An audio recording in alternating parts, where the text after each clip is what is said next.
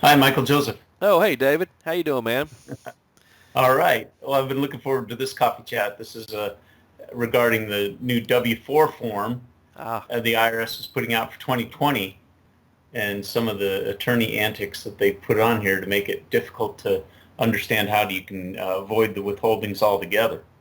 yeah, it seems like they've made it difficult to, well, you better read the directions this year, right? Yeah, that's right. The directions on the backside, exemption from withholdings. You may claim exemption from withholding for 2020 if you meet both of the following conditions. You had no federal income tax liability in 2019, and you expect to have no federal income tax liability in 2020. Now, they used to have that right there on the face of the W-4 form, and now they've removed that verbiage from the face of it, and they give you some instructions that are a little bit ambiguous, kind of surprising. Yeah, it's interesting because when you look at the face of the 2020 form, there's no there's no place to write exempt. So let's see here. Yeah, I just saw that for exemption from withholding. So okay, so down here on the bottom of that paragraph, let's see. Okay, to claim exemption from withholding, certify that you meet both of the conditions above, which you just said, by writing exempt on Form W-4 in the space below Step 4C. All right, Right. And so we that's go just a back blank up. part of the form. So there is no actual space to write exempt. They've actually so that little open area below 4C, they want you to write the word exempt in that area there. Yeah? Hmm. Yeah, so you got to Strange. be clever enough to read through the instructions and then just take that literally. I mean, there's no precedent that I know of on an IRS form where they want you to write in the white field behind the text, you know? Yeah. Yeah, there's usually a little place for you to put your information in there. So if you're exempt, then you go back up to step 1A and B, and what does it say here? It says if you're exempt, go ahead and then complete steps 1A, 1B, and 5. Do not complete any other steps. Okay. All right. That's pretty simple, right? Okay, if you say so. It's it's different now. If you're not supposed to complete any steps, I guess you write exempt in at the bottom of the step 4 field, and then you skip right to step 5, which is your signature, which would have your demand on it, of course. Oh yeah, so let's look at the signature line. Looks like they've okay, yeah. Looks like you've got a little bit, plenty of room to write. Your demand for lawful money. And then set your signature to. Yeah, man. I mean, this is kind of quirky here. I mean, the fact that they didn't actually give you a line item to write exempt on is kind of strange. But Hmm. Yeah, well, I ended up with getting quite a chuckle out of it when we were looking at it before. well, that's the federal one. I bet you the states have the same kind of thing. I don't know. I haven't looked on North Carolina, but I'll bet you that it's still there. I mean, there's still, they have to provide, room for those that are exempt from it. Well, now there's something that brings questions to my mind. Does the state of North Carolina even have a W-4 equivalent? Let me take a look at that. I think they've got, yes. Let me just see if I can't bring something up. Yes, they 'Cause I thought do. that was only in New Jersey and California that they did that. North Carolina. Um, yeah, I can't remember the name of that form, but yes, they do have. Um, yeah, Right. it's called the NC4 form, NC4 and NC4EZ form. Yep. Yeah, and then NJ4, I believe, is there. But here's the tricky thing. This is what happened. I'm just recalling as we're talking, is that you can fill out that state form one time and they will not remind you in the future. They just keep using that year after year as long as you're working for the same employer. Yeah, that's true. That's true. And by the way, I'm glad you said something about that, because on the IRS form, it said that that this new form, whatever it is, you have to have filed it, let's see, by February 16th. You just look back on the back of that on exemptions. There's a date on it. I didn't catch it. I've moved on now to the, no, here it is. Is this it? Yeah. It says here, do not complete any other steps. You will need to submit a new W-4 form by February 16th, 2021. Okay, yeah. So, I guess what they're saying is that, yeah, I mean, that goes directly to your point, right? That you need to take the bull by the horns and make sure if you're changing your status, you file a new form with your employer. Well, I think what was raising the flags is that the state of New Jersey kept pulling withholdings, and the suitor didn't know why, because he was exempt he declared exempt for 3 or 4 years now in the IRS federal. Yeah, And well, he's got to go back to yeah. We had this same thing here recently, not recently, a while back, and I say we, I was helping somebody here local in North Carolina, and I said, just go in there and speak to the so-called Human Resources Department and just say, look, now, do you guys need to run this by legal, whatever you need to do, but this is exempt. Now, y'all need to honor that and get it right. Because what happens is they're so used to 100% of the folks just, cookie cutter, how many withholdings do they have, and, pay them, and they just do it. They're not set up to do, they just assume everybody is playing the same game, right? Mm-hmm. And so we had to bring it to their attention, and then they changed everything, right? And actually, we had to do this yearly. Every year, we had to reach out to the Human Resources Department and remind them it's exempt. Huh? That they're that much cookie cutters. Okay. Yeah, because what they do a lot of times, at least here, the companies will farm out their payroll to some large, payroll company, right? Mm-hmm. And they're all set up the same way, and so what happens was the first paycheck that would come out in January would always be the same thing. We would have to take a look at it and see what they were doing, and then, once we saw that they had made a mistake, we would get them to fix it, and then go from there. Mm-hmm. Now I'm looking at the NC4 form, and I'm not seeing a place where you can write exempt on it. There used to be a place where you could just say, I'm exempt. Are you looking at the 2020? Mm-hmm. I am. Maybe the 2019 would have that.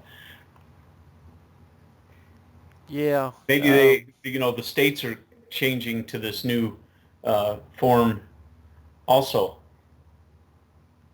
I'm trying to remember what happened with the one suitor is that he would, trying to get withholdings back from the state, but he didn't have any withholdings federal, and the state started giving him frivolous penalty type of billings and giving him a hard time, so then he figured out, well, I filled out the W-4 form for the state years ago, and they never renewed it. So he went back in and renewed the state one with payroll, because they wouldn't remind him before, February 14th or whatever that was. Right, I see what you're saying. Yeah, you got to go back in there and remind the employer, or reach out to Human Resources or whatever department handles that, depending on where you work. Well, I wonder how many states are just doing it on a percentage still. You owe this much of a percent of your federal liability. I don't know. I know this, that if you in North Carolina, if you don't owe any federal income tax, then you don't owe any state income tax.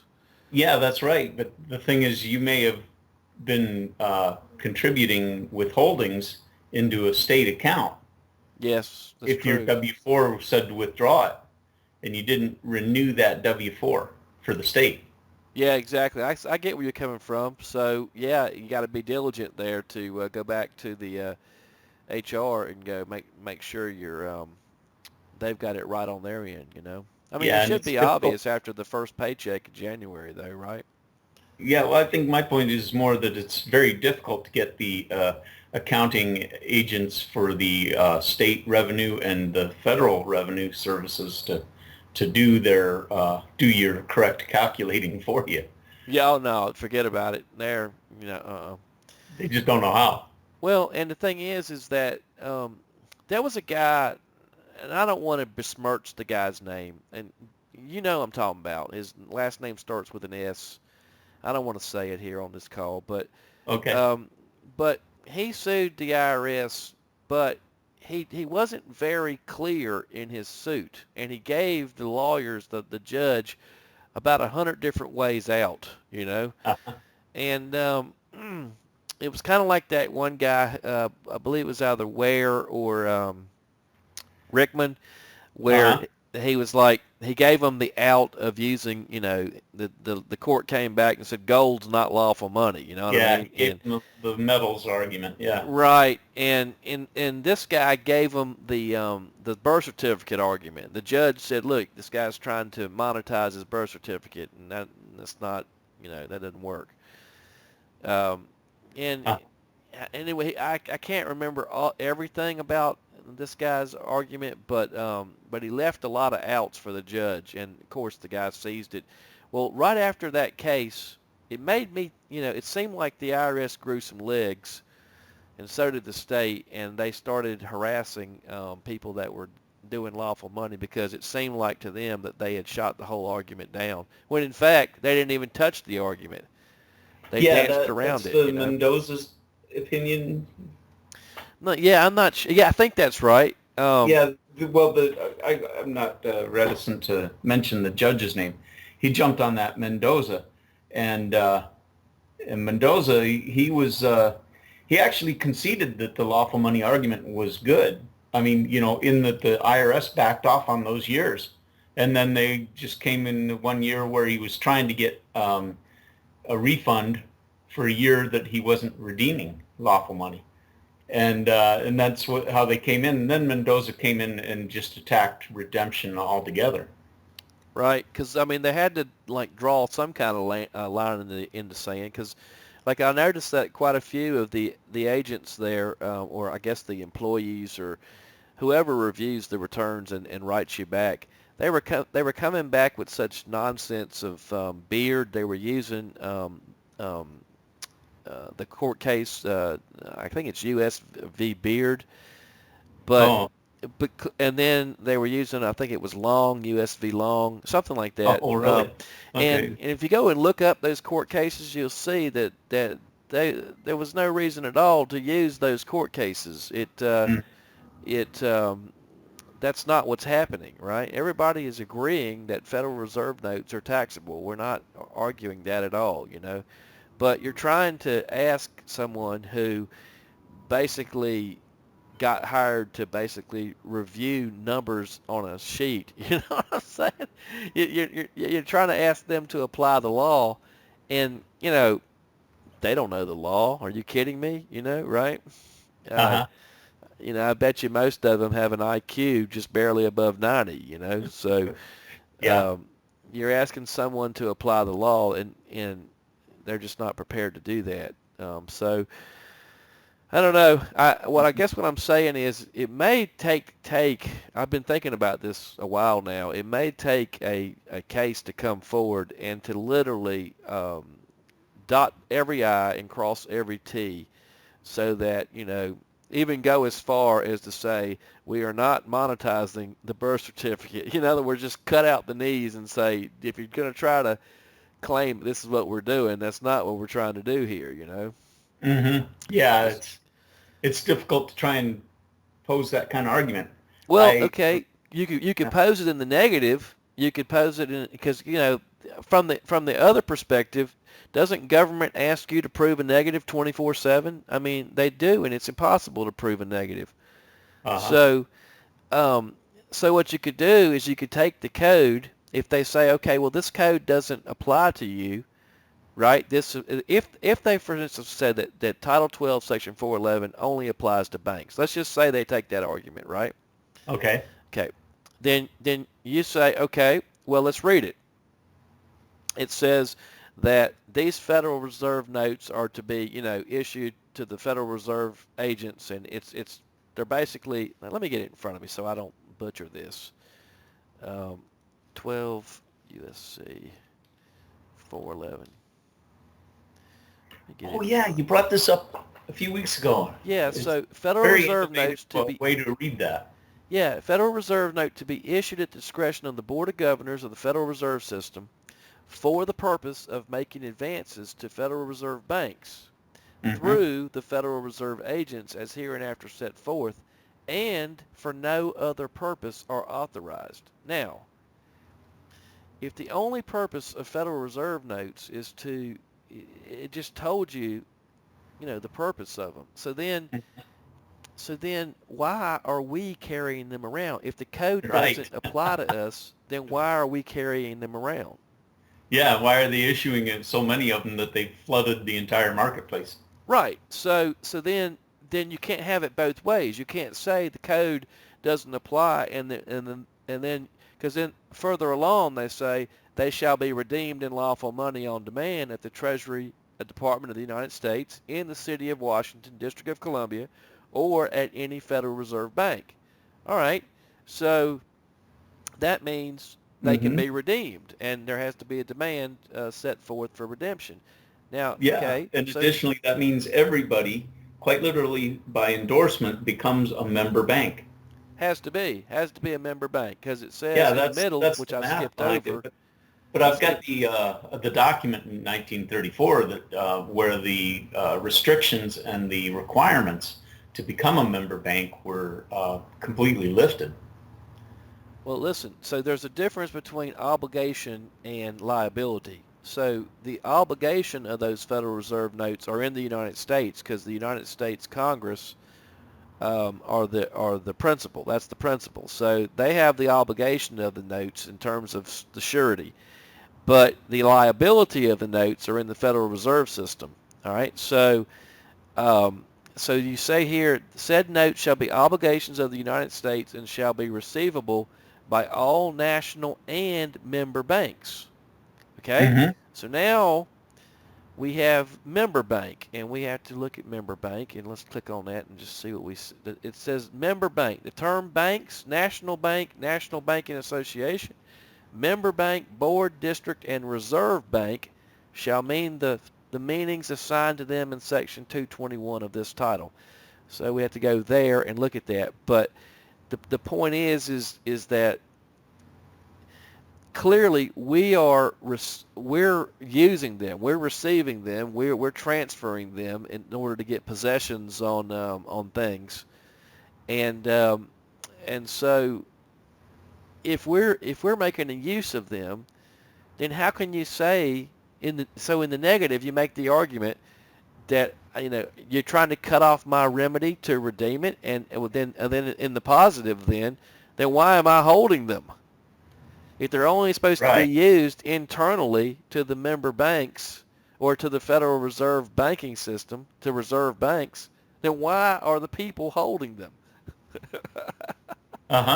It's an argument that how are you going to overcome that? Yeah. Well, I think that the people become state banks. That's the name of the file I gave it. In order to facilitate the admission to membership in the Federal Reserve System of any state bank, which is required under subsection blah-de-blah, in 12B of this Act, Title 12, to become a member of the Federal Reserve System in order to be an insured bank to continue to have any part of its deposits insured under such Section 12B, the Board of Governors of the Federal Reserve System may waive in whole or in part the requirements of this section relating to the admission of such bank to membership. So here's what happened in 1934. They basically just waived all the requirements to becoming a member bank. Oh man, you're not going to believe this. I went and just looked up Section 221 in the code, Uh-huh. You know, listen to this. This is unbelievable. They just redefined the whole thing. So it says that. So when you hear the term national bank or national banking association, do you think member bank? But listen to this. The term national bank, national banking association used in this chapter, which by the way is where section 411 is located, all right, shall be held to be synonymous and interchangeable. The term member bank shall be held to mean national bank. So national bank is synonymous with National Banking Association. Now, then listen to this. The term member bank shall be held to mean national bank, state bank or trust company which has become a member of one of the Federal Reserve banks. Okay, kind of circles around on itself. It does. It says that a member bank is a Federal Reserve bank. Uh-huh. Well, I think I should apply for FDIC. That way, if when I'm lending out money to my friends and charging the interest, if they want more money than I have in under my mattress, then I can just call on an armored truck. Oh, geez, man. So, okay, uh, I guess they've made all these terms synonymous. What it's done is it's brought everybody into the Federal Reserve System. So you're right. So you're exactly right. So that what we're going to call open endorsement, or let's call it non-endorsement.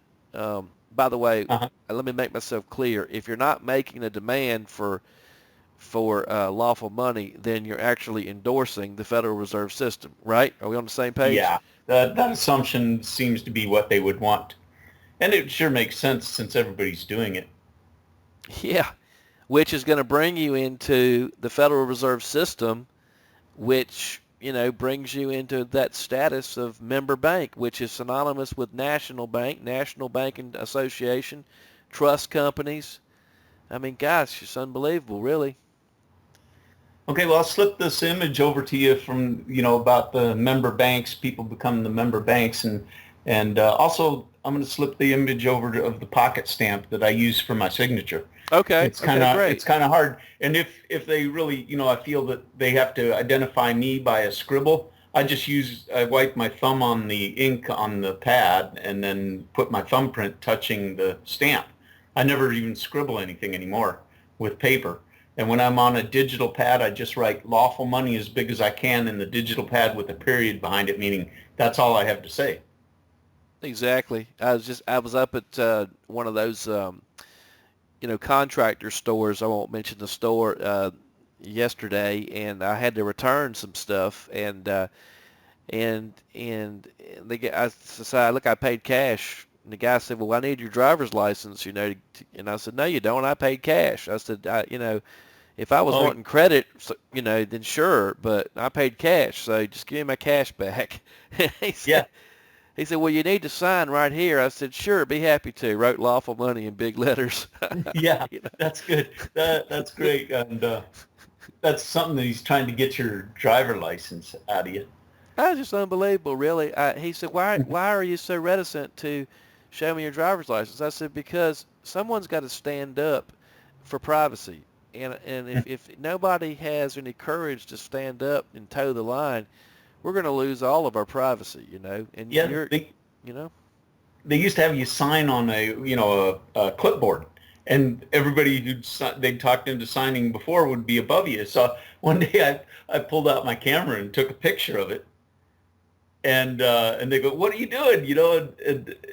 They grabbed the clipboard back before I could sign it, and they wouldn't let me sign it. So but I just took a picture of everybody's signature. It's like, well, you're handing it to me, and you want me to put my signature on here so that everybody else can see it. So I'm going to get a picture of it. Oh, one final thing, Dave. I just saw this, and I gotta say that I gotta read this one paragraph, man. This is just gonna spin off big time. Listen to this. Okay. Remember, we defined, or they defined, member bank to be synonymous with a state bank, right? Right. A national bank or a national banking association. It all means the same thing. It's synonymous and interchangeable. Now listen to this. It says, whenever the word bank is used in this chapter, the word shall be held to include state bank, banking association, and trust company, except where national banks or Federal Reserve banks are specifically referred to. For purposes of this chapter, a state bank includes any bank which is operating under the code of law for the District of Columbia. Now, there you go. So through the banking institution, bringing us all into member banks in the Federal Reserve System, they've all brought us into the District of Columbia and put us under the code of law of the District of Columbia. Ah. Well, we're getting up to about the 25-minute mark, so I think Okay, Dave. Hey, good chat, are man.